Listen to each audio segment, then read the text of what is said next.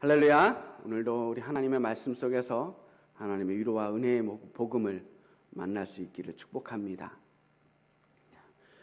오늘은 5번째 사사 기드온에 대한 말씀을 전하려고 합니다. 오늘 본문도 길게 읽었지만 사실은 사사기 6장 1절부터 24절까지의 모든 말씀이 오늘 선포되는 말씀의 내용입니다.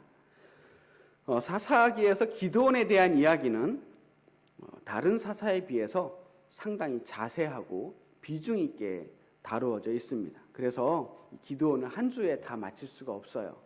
저도 앞으로 몇 주 동안 기드온을 좀 깊이 다뤄보려고 합니다. 여러분, 기드온 하면 여러분 생각나는 게 뭐가 있습니까? 딱 하면 기드온 하면 우리 머릿속에 기드온의 300용사가 떠오릅니다. 그런데 대부분은 그것밖에 몰라요.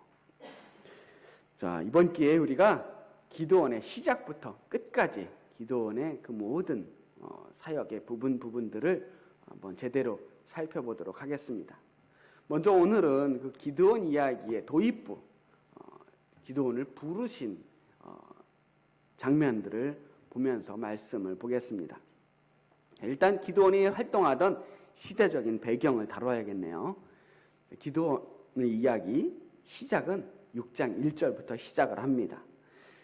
이스라엘 자손이 또 여호와의 목전에 악을 행하였으므로 여호와께서 7년 동안 그들을 미디안의 손에 넘겨주시니. 이스라엘 자손이 또 여호와의 목전에 악을 행하였다는 겁니다. 계속 반복되는 모습이에요. 구원받았다가 또 살만해지면 또다시 악을 행하는 반복이죠. 이번에는 7년 동안 미디안 사람으로부터 고난을 받게 됩니다. 그런데 이스라엘을 괴롭히는 게 누구예요? 미디안 사람이에요. 자, 이 미디안 사람 하니까 생각나는 사람들이 있습니다. 바로 전에 드보라 시대에 시스라를 죽인 영웅이 야엘이잖아요. 이 야엘이 헤벨의 아내였고 헤벨은 모세의 처남 호밥의 자손이었는데 이 호밥이 누구냐? 미디안 사람이었단 말이죠. 얼마 전까지만 해도 이 미디안 사람이 그 미디안의 후예가 이스라엘을 구원했던 영웅이 되었는데 이제는 이스라엘을 괴롭히는 민족이 미디안 민족이 되었어요. 참 아이러니한 일입니다. 미디안 족속 중에서 모세를 따랐던 족속들도 있었지만 모세를 따르지 않았던 족속들도 있었을 거예요. 이제 그들 중에 어떤 무리들이 이제 이스라엘을 괴롭히는 민족이 된 겁니다. 이 세상에서 선한 민족, 악한 민족이라고 하는 것은 사실 없어요. 선택받은 민족이라고 할지라도 그것이 그 사람들 모두의 선과 정의를 보장하지는 않습니다. 그 가운데도 악한 사람이 있고 선한 사람이 있는 거예요. 선택받은 민족 이스라엘은 하나님 앞에서 악을 행했던 민족이었고 미디안 족속은 또 다른 악으로 다른 사람들을 약탈하고 괴롭히는 민족입니다. 지금 이 시대는 악이 판을 치는 시대였어요. 여태껏 알려진 바로는 이 미디안 족속이라고 하는 사람들은 주로 나라와 나라를 오가면서 무역업을 하면서 삶을 꾸려가던 그런 민족이었습니다. 그런데 단순히 장사만 하는 게 아니었어요. 큰 도시를 오가면서 물건도 팔았지만 도시를 오가는 그 길에서 중간에 아주 만만한 마을을 만나게 되면 그 마을을 습격하고 약탈하는 일들도 서슴지 않았습니다. 또 그렇게 해서 뺏은 물건들을 다른 나라에 팔아먹기도 했어요. 한마디로 미디안 사람들은 사막의 바이킹이라고 말할 수 있습니다. 광야의 무법자들이었죠. 어디 가나 미디안 사람들은 자기 멋대로 자기 하고 싶은 대로 행했던 사람들이었던 것 같습니다. 자, 낙타를 타고 다니는 이 미디안 족속들은 아주 강력한 무기와 전투력을 가지고 있었고요. 그 사람들이 한번 가나안 땅을 훑고 지나가면 나만 아는 게 없습니다. 왜냐? 그 사람들이 이 가나안 땅을 그냥 지나갈 수가 없어요. 굉장히 만만한 민족이었기 때문이었습니다. 군대도 없고 무기도 변변한 게 없으니까 지나다닐 때마다 이 가나안 마을을 습격하고 약탈하는 겁니다. 기록에 의하면 이 미디안 족속들은 대략 6개월에 한 번 정도 이 이스라엘을 지나갔다는 거예요. 씨를 뿌릴 시기쯤 돼서 한 번 지나가고 추수할 무렵에 한 번 지나가는데, 그러면서 그 마을에 있는 모든 것들을 다 쓸어갑니다.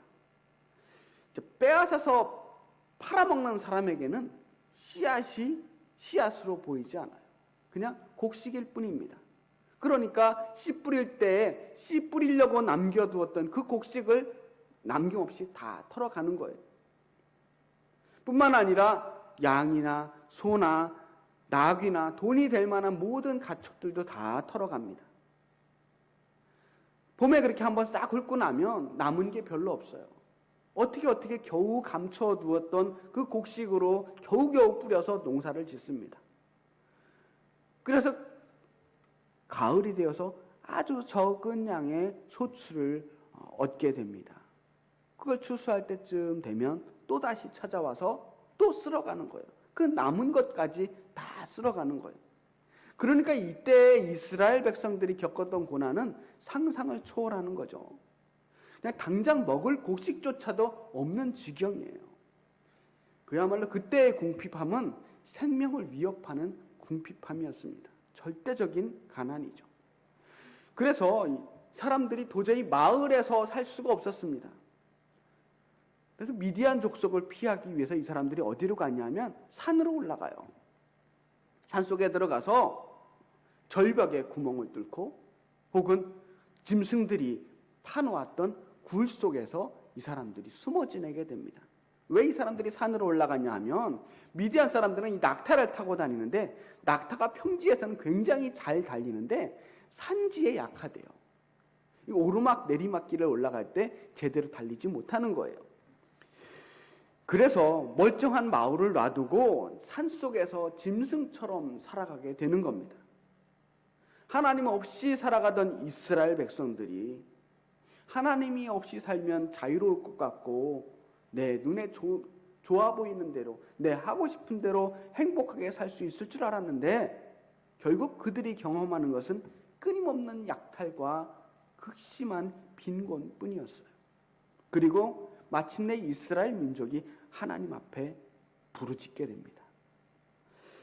아마도 미디안의 괴롭힘이 없었다고 한다면, 그들의 삶에 아무런 문제가 없었다고 한다면, 먹고 살만하고 괴롭히는 일들이 없었다면 그들은 아마도 여호와 이름을 부르지 않고 하나님을 향해서 부르짖지 않았을 겁니다. 사람들은 언제나 마치 조건반사처럼 힘든 일이 닥쳐야 기도를 해요. 어려운 일이 생겨야 하나님을 찾습니다.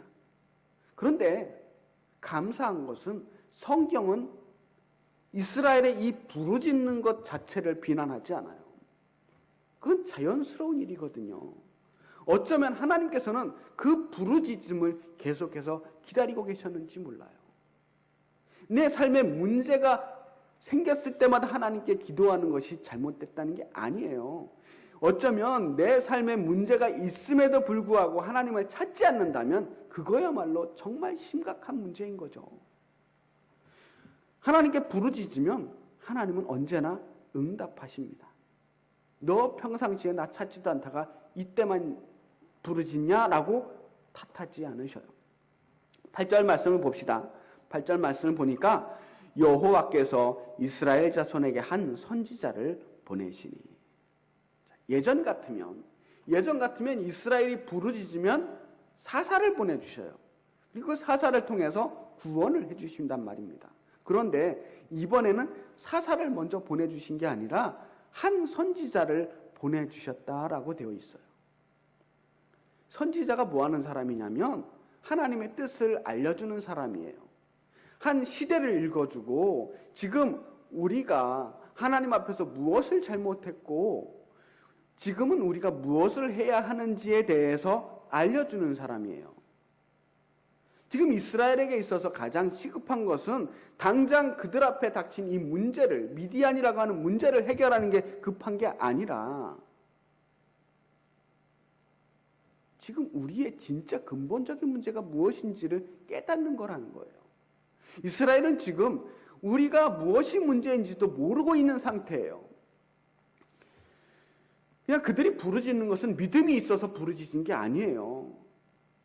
자신들이 왜 미디안 백성들에게 괴롭힘을 당해야 하는지도 모르고 왜 이런 고난이 우리에게 닥쳤는지도 모른 채 그냥 괴롭고 답답하니까 그냥 비명 지르듯이 하나님을 부른 겁니다. 그래서 이번에는 하나님이 선지자를 먼저 보내주신 거예요. 선지자를 통해서 지금 이스라엘이 뭐가 잘못됐는지를 알려주시는 거죠. 이스라엘의 잘못이 무엇인가? 사사기 6장 8절부터 10절까지의 말씀이 이 선지자가 알려주는 이스라엘의 그동안의 잘못이라는 거예요. 이 말씀을 좀 짧게 요약을 해보면 하나님이 이스라엘을 애굽에서 구원해 주시고 가나안 땅을 주셨어요.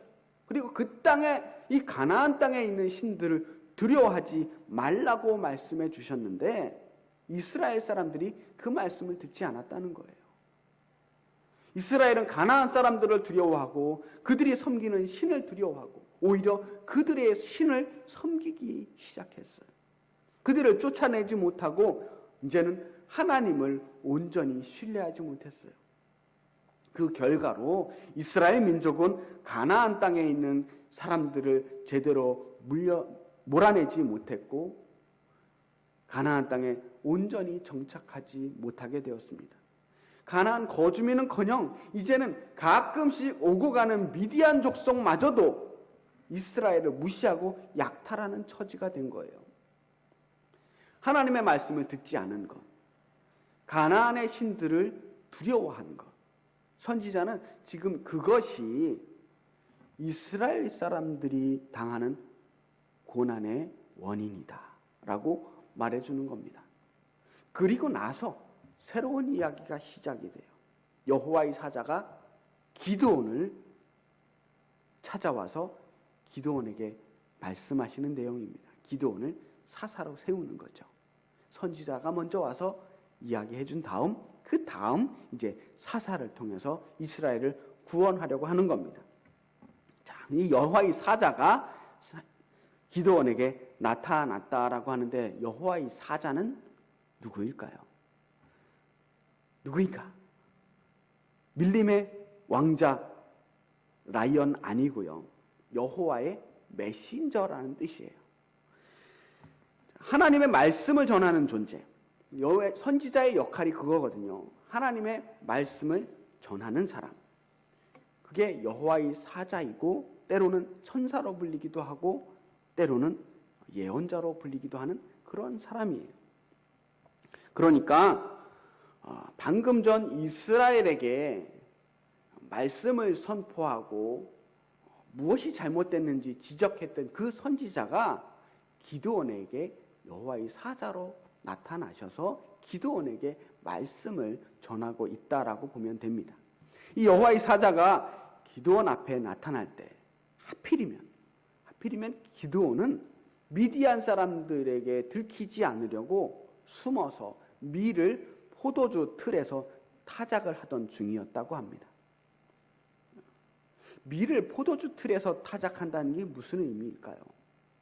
원래 추수한 밀을 타작하려면 넓은 타작마당에 밀 나락을 쭉 펴놓고 나귀가 곡식 위로 이 타작 큰 무거운 판을 끌고 다니면서 그 위를 눌러서 이 나다를 떨어내는 거예요.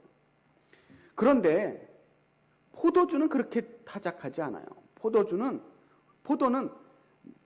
욕조 같은 큰 넓은 한 3평 정도 되는 이만한 욕조를 만들어서 거기에 포도를 잔뜩 넣고 발로 밟아서 껍질을 까는 거예요. 껍질을 벗기고 즙을 짜서 이 포도주를 만들게 되는데 기드온이 밀 타작을 포도주 틀에서 했다는 겁니다. 이 포도주 틀은 약간 이렇게 높이가 있거든요. 기드온 사람이 혹시 볼까봐 밀을 몰래 추수해 보겠다고 사람들 볼까봐 그 포도주 틀에 숨어서 손으로, 나귀가 그 포도주 틀에 들어갈 수 없으니까 손으로 조금씩 그것을 털어내고 있는 중인 겁니다. 사실은 정말 비굴해 보이는 모습이고 모양 빠지는 장면입니다. 미디안이 무서워서 그 얼마 되지도 않는 그 밀을 추수해 보겠다고 쪼그리고 앉아서 거기서 눈치 보면서 나다를 털어내고 있는 그 가장 굴욕적인 장면을 여호와의 사자에게 들킨 거예요.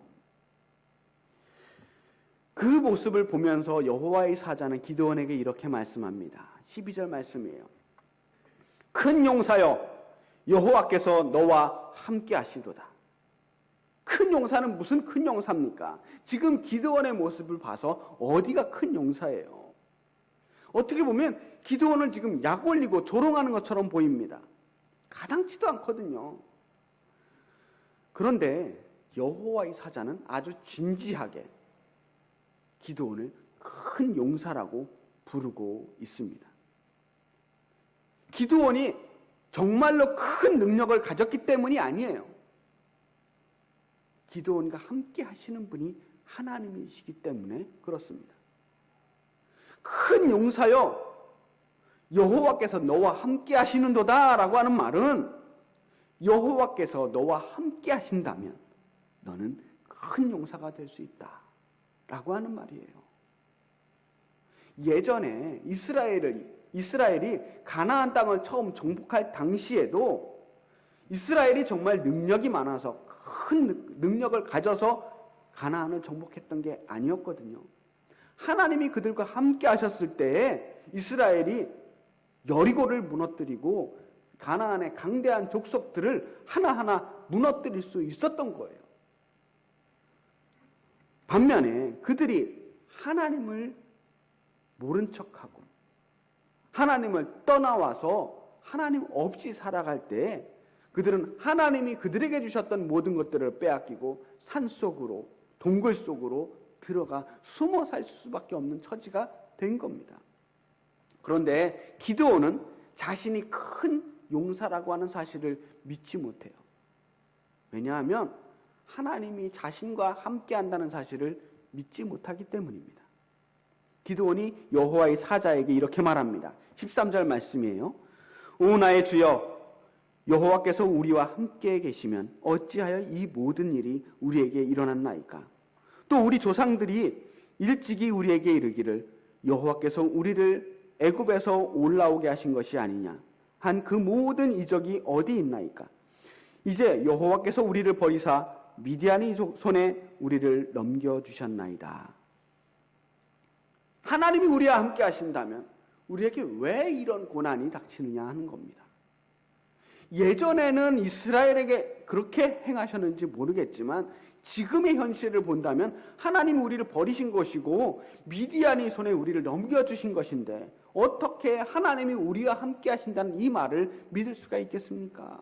못 믿겠다는 거예요. 하나님 우리와 함께 하시는 것 같지 않다는 겁니다. 기도는 지금 낙심하고 실족한 상태예요. 믿음을 잃어버렸습니다. 기드온의 실족이 현실이에요. 기드온의 삶이 지금 바닥까지 떨어졌잖아요. 포도주 틀에서 밀을 수확할 수밖에 없는 처지잖아요. 희망이 보이지 않아요. 그래서 기드온은 하나님이 나와 함께 한다는 사실을 믿지 못하는 겁니다. 이런 말을 들은 하나님께서 기드온을 꾸짖지 않으셨어요. 하나님은 기드온을 포기하지 않으시거든요. 아니, 이스라엘을 포기하지 않으시는 겁니다. 하나님은 다시 기드온에게 말씀합니다. 아니, 그냥 말씀하는 게 아니라 기드온을 설득하는 중이에요. 믿음이 없는 기드온을 향해서 하나님께서 그를 설득하고 힘을 북돋아서 큰 용사로 세워가는 중인 겁니다. 14절 말씀을 보겠습니다. 여호와께서 그를 향하여 이르시되 너는 가서 이 너의 힘으로 이스라엘을 미디안의 손에서 구원하라. 내가 너를 보낸 것이 아니냐. 너는 가서 이 너의 힘으로 이스라엘을 구원하라. 그런데 기드온은 힘이 없잖아요. 자신에게 이스라엘을 구원할 능력이 없음을 자신이 알아요. 하나님께서 자신을 보냈다고 할지라도 믿음이 없으니까 감당할 용기가 없습니다. 그래서 기드온이 또 이렇게 말합니다. 15절 말씀 볼게요. 그러나 기드온이 그에게 대답하되 오 주여 내가 무엇으로 이스라엘을 구원하리이까? 보소서 나의 집은 므낫세 중에 극히 약하고 나는 내 아버지 집에서 가장 작은 자니이다. 자기의 현실을 보는 거예요. 나는 므낫세 지파 중에서도 가장 약한 집안의 사람이고 그 집안 중에서도 가장 보잘것없고 가장 작고 힘없는 그런 사람인데 내가 어떻게 감히 이스라엘을 구원할 그 큰 사명을 맡을 수 있겠습니까? 아무리 봐도 내가 내세울 게 없고 가진 게 없는데 어떻게 내가 그 일을 감당하겠습니까? 별 볼 일 없는 자신을 자기가 아는 거예요. 하지만 하나님의 결심은 바뀌지 않습니다. 하나님께서 계속해서 말씀하시죠. 16절 말씀입니다. 여호와께서 그에게 이르시되 내가 반드시 너와 함께하리니 내가 미디안 사람 치기를 한 사람을 치듯 하리라 하시니라. 내가 반드시 너와 함께하리니. 믿음 없는 기드온에게 아주 확실하게 약속을 해주시는 거예요. 내가 반드시 너와 함께하겠다. 미드온 사람을 칠 때 그게 민족이 아니라 겨우 한 사람 치듯이 아주 쉽게 이기게 해주겠다. 반드시 이기게 해주겠다.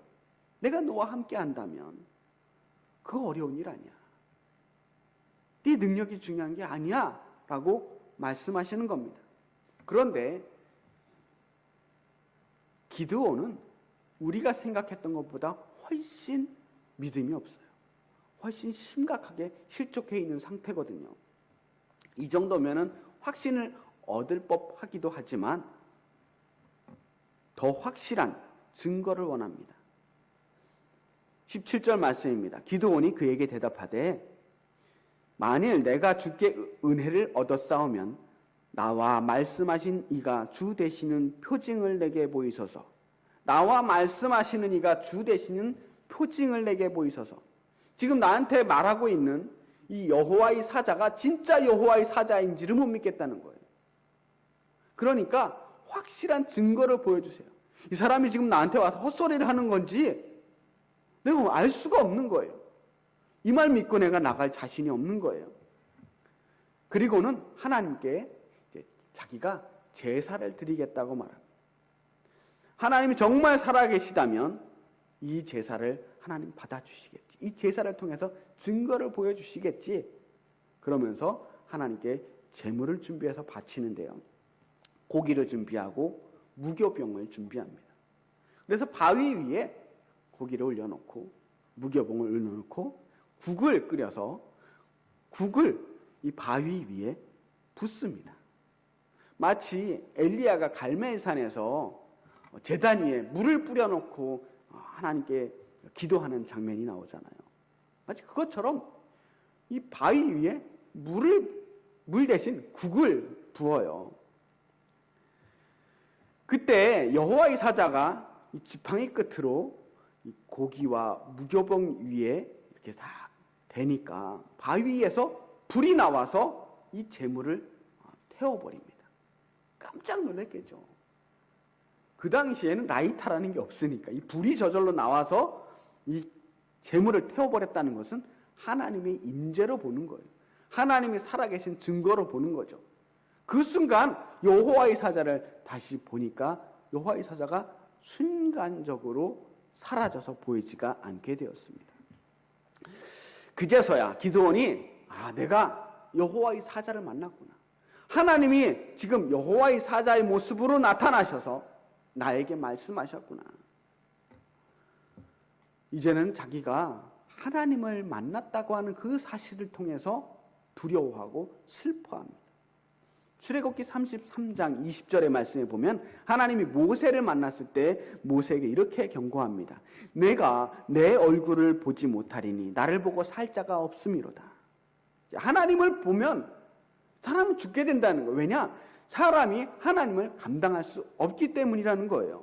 그래서 이 시내산 사건 이후로 사람들은 이 하나님 얼굴을 보면 죽는다라고 하는 것이 이 상식처럼 되어 있는 거예요. 기드온도 그 이야기를 알고 있었을 거예요.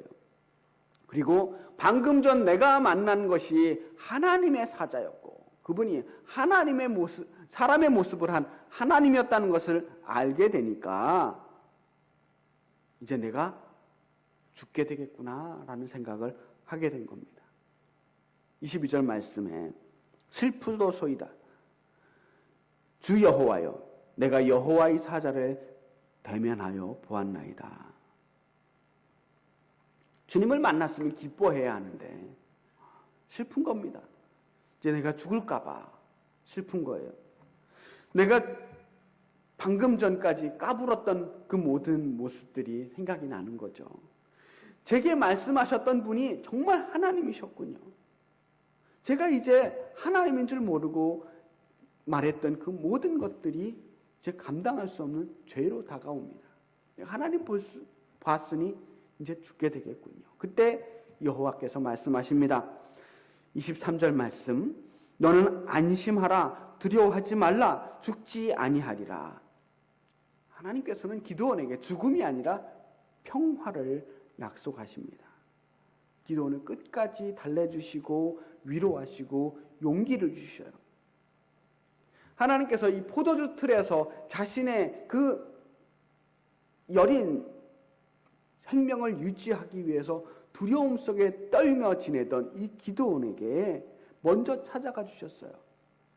그리고 믿음 없는 기드온에게 믿음을 주시고 불안한 기드온에게 용기를 주시고 두려워하는 기드온에게 평안을 주십니다.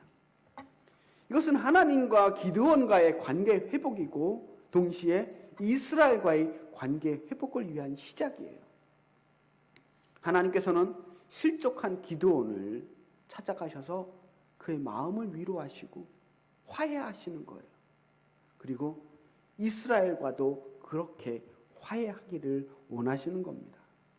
기드온은 그곳에 제단을 쌓고 그곳을 여호와 샬롬이라고 부릅니다. 여호와 샬롬. 여호와는 평강이시다 라는 뜻입니다. 두려움 속에 떨던 기드온이 하나님으로 인해서 평강을 얻게 되었다. 샬롬을 얻게 되었다. 비로소 기드온은 큰 용사가 될 준비를 마치게 됩니다. 우리 지난주에 코로나 확진자가 3,000명이 넘어섰습니다. 추석을 시작하면서 예상은 했지만 앞으로의 삶이 결코 만만치 않아요. 코로나만 문제가 되겠습니까? 앞으로 우리가 감당해야 할 수많은 문제들이 있어요. 무엇 하나 만만한 게 없습니다. 날마다 새로운 날이 새로운 문제와 함께 우리의 앞을 가로막습니다. 그런데 우리 자신을 보면 우리가 알잖아요. 우리가 그 모든 문제를 해결할 능력이 없다는 것을. 그래서 우리는 그 문제 앞에서 문제를 피하거나 쫓겨다니거나 당장 내 앞에 떨어진 그 발등에 불을 끄기에 급급합니다. 정신이 없어요. 저는 오늘 우리가 읽은 이 말씀을 보면서 하나님께서 기드온에게 하셨던 이 말씀들이 오늘 이 시대를 사는 저에게 또 여러분들에게 우리 모두에게 하시는 말씀으로 다가옵니다. 우리도 하나님과 화해를 해야 해요. 그래야 우리가 이 구차한 포도주 틀에서 벗어날 수가 있는 겁니다. 하나님께서 우리와 함께 하신다라고 하는 이 말씀을 믿는 사람만이 큰 용사가 될 수 있어요. 이 세상과 싸울 수 있는 용기를 얻을 수 있어요. 기드온을 부르신 하나님께서 오늘도 동일하게 우리들을 부르십니다. 우리에게 똑같이 말씀하셔요. 오늘 한 주 이 말씀을 읽으면서 여러분의 삶에서 힘을 얻으시길 바랍니다. 하나님께서 말씀하십니다. 큰 용사여, 여호와께서 너와 함께 계시는도다. 너는 가서 이 너의 힘으로 이스라엘을 미디안의 손에서 구원하라. 내가 너를 보낸 것이 아니냐? 내가 반드시 너와 함께 하리니 내가 미디안 사람 치기를 한 사람을 치듯 하리라 하시니라. 너는 안심하라. 두려워하지 말라. 죽지 아니하리라. 이 말씀이 오늘을 사는 우리 모두에게 주님이 주시는 힘과 능력의 말씀이 되기를 축복합니다. 기도하겠습니다.